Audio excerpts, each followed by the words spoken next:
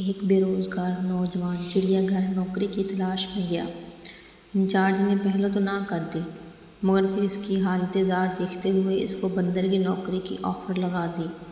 ہمارا بندر مر گیا ہے، اگر تم اس کی جگہ کام کرنا چاہو تو میرے پاس یہی ایک ویکینسی خالی ہے۔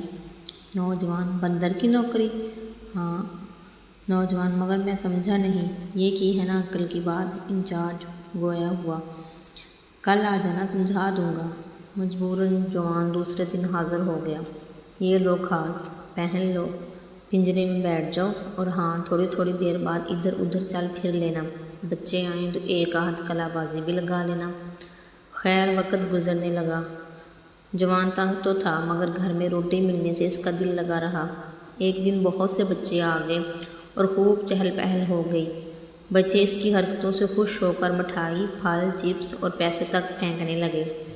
مزید پیسوں کی لالچ میں جوان نے مزید اور لمبی لمبی چھلانگیں لگانا شروع کر دی۔ ایک چھلانگ کچھ زیادہ ہی لمبی ہو گئی تھی اور وہ اچھل کر ساتھ والے پنجرے میں جا گرا۔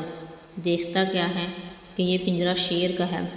خوف سے اس کی چیخ نکلتے نکلتے رکی اور گگی بن گئی۔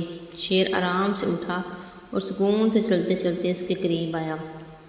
اس نے آنکھیں بند کر لیں اور سمجھ گیا کہ آج تو بس گیا۔